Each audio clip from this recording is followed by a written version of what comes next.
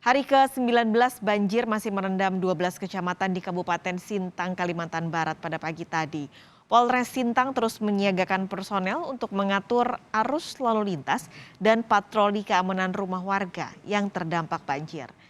Memasuki hari ke-19, Kabupaten Sintang masih terendam banjir dengan ketinggian 1 hingga 2 meter. Warga masih bergantung pada ojek sampan untuk melakukan mobilitas. Polres Sintang masih terus menyiagakan personel untuk mobilisasi dan mengatur arus lalu lintas. Kabak Ops Polres Sintang, AKP Yafet, mengatakan Polres Sintang juga terus berpatroli untuk memastikan rumah warga yang ditinggal mengungsi aman dari tindak kejahatan. Yang khususnya rumah-rumah yang mengalami kebanjiran di kompleks ataupun di beberapa tempat, eh, kami dari Satuan Sabara Polres Sintang tetap melakukan patroli. Ya, alhamdulillah sampai saat ini tidak ada, eh, belum ada rumah yang dilaporkan mengalami pencurian ataupun hal-hal yang lain. Sementara di Kabupaten Karawang, Jawa Barat, banjir akibat luapan Sungai Citarum dan Sungai Cibeet yang merendam ratusan rumah mulai surut. Hal ini seiring dengan berkurangnya debit aliran air sungai. Pasca surutnya banjir yang merendam permukiman warga Desa Karangligar, Kecamatan Teluk Jambe Barat, Karawang, kini warga mulai membersihkan lumpur sisa banjir.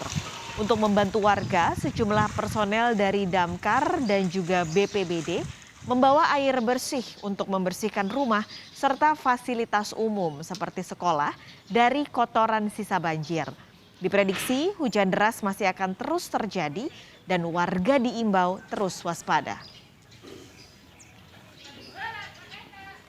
Informasi soal banjir di sejumlah wilayah kita akan langsung bergabung dengan dua rekan kami. Yang pertama ada jurnalis Kompas TV Samsul Hardi di Sintang, Kalimantan Barat dan juga Adi Wahadi di Karawang, Jawa Barat. Saya akan ke Sintang terlebih dulu.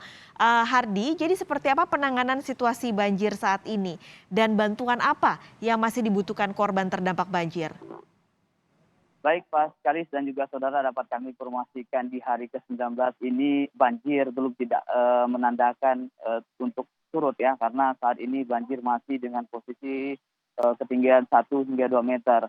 Dan yang menjadi kendala juga saat ini adalah penyaluran distribusi bantuan kepada para korban, baik itu di posko maupun di beberapa rumah warga yang masih enggan mengungsi dan masih berada di rumahnya. Karena jalur untuk mengirimkan bantuan itu ini sudah terendam banjir, dan untuk menyusuri lokasi tersebut hanya membutuhkan satu-satunya alat yakni perahu ojek sampan. Nah, sementara yang seharusnya penyaluran itu bisa cepat, dengan kondisi seperti ini penyaluran bantuan sampai kepada warga itu memakan waktu 3 sampai 4 jam, sehingga untuk kebutuhan konsumsi atau makan warga sangat terganggu di kondisi saat ini, karena banjir memang benar-benar saat ini belum menunjukkan tanda-tanda akan surut.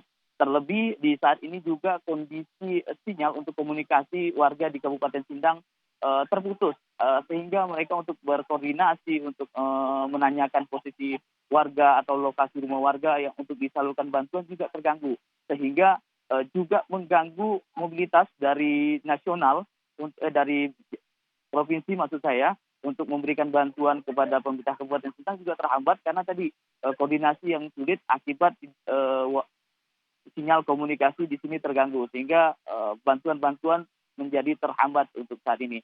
Namun untuk pihak Basarnas, kemudian TNI, Polri dan juga relawan juga terus melakukan penyaluran melalui secara manual dengan menggunakan perahu karet dan juga sampan kecil untuk mendistribusikan sedikit-sedikit bantuan kepada korban yang masih mengungsi di rumah mereka, kemudian juga untuk mendistribusikan di posko-posko banjir, dan juga membantu mengevakuasi warga yang sudah ada yang mengalami sakit ke rumah sakit rujukan terdekat. Nah, itu juga menjadi hal yang dilakukan untuk saat ini. Sementara itu pihak kepolisian Polres Sintang sendiri juga melakukan selain mengatur arus lalu lintas yang saat ini di pusat kota saja banjirnya cukup tinggi, bagaimana di daerah pesisir.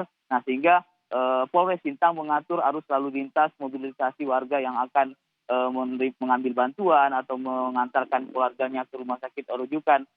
Polres Sintang mengatur lalu lintas tersebut dan juga menyiagakan tim patroli untuk mengamankan rumah-rumah warga yang ditinggalkan oleh pemiliknya untuk mengungsi di posko-posko yang ada di Kabupaten Sintang. Paskalis. Baik, terima kasih laporan Anda langsung dari Sintang, Kalimantan Barat, Samsul Hardi. Selanjutnya kita akan bergeser ke Karawang, Jawa Barat. Sudah ada Adi Wahadi di sana. Adi, apakah warga yang saat ini berada di pengungsian sudah mulai kembali ke rumah karena airnya sudah mulai surut? Dan apa saja yang diperlukan warga saat ini? Kalis dan juga saudara, selamat siang. Melihat kondisi air banjir yang mengenangi 200 rumah di Desa Karanglegar, Kecamatan Jambi Barat, Kabupaten Karawang ini, sejumlah warga yang awalnya bertahan di pengungsian, pagi ini mereka sudah melakukan pengecekan terhadap rumah-rumah mereka yang sejak kemarin hingga pagi tadi ditinggalkan untuk mengungsi karena kondisi ketinggian air ini tadi malam juga masih cukup tinggi dan pagi tadi baru berangsur surut. Warga ini pagi tadi sudah melakukan aktivitas bersih-bersih rumah pasca banjir. Pasalnya ada ketebalan lumpur yang tertinggal akibat luapan Sungai Citarum tersebut. Sehingga upaya untuk membersihkan ini cukup sulit bagi warga hingga diperlukan sejumlah bantuan air untuk membersihkan rumah-rumah mereka. Ada beberapa rumah warga yang hingga saat ini belum dibersihkan. Ini terkendala akibat dari minimnya pasokan air bersih untuk warga melakukan bersih-bersih pasca banjir tersebut.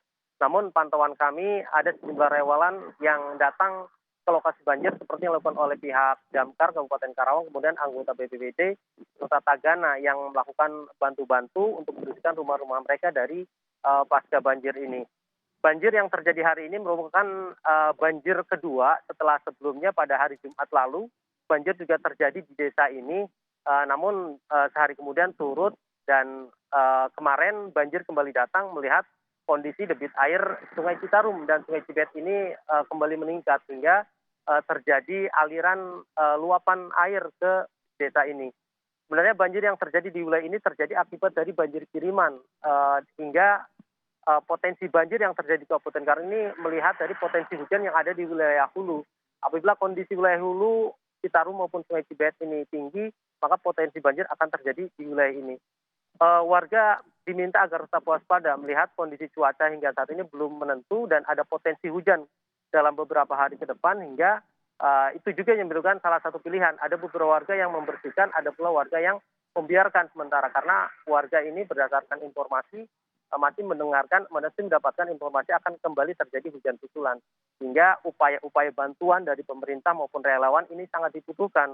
Melihat kondisi para warga ini sangat bergantung dengan bantuan karena kondisi banjir yang terjadi hampir setiap tahun di lokasi ini terjadi intensitas cukup panjang, tidak hanya 1 hingga 2 minggu, bahkan bisa terjadi berbulan-bulan karena kondisi Desa Karanglegar ini berbentuk cekungan sehingga air yang ketika masuk ke desa ini sulit keluar karena kondisi saluran pembuangan yang cukup buruk, kemudian intensitas hujan yang sering melihat perakiraan cuaca dari BMKG yang masih akan terjadi. Oleh karena itu bantuan logistik berupa makanan, minuman, dan bantuan air bersih sangat dibutuhkan untuk menghadapi musim hujan yang akan berpotensi banjir di wilayah Desa Karanglegar ini 4 kali.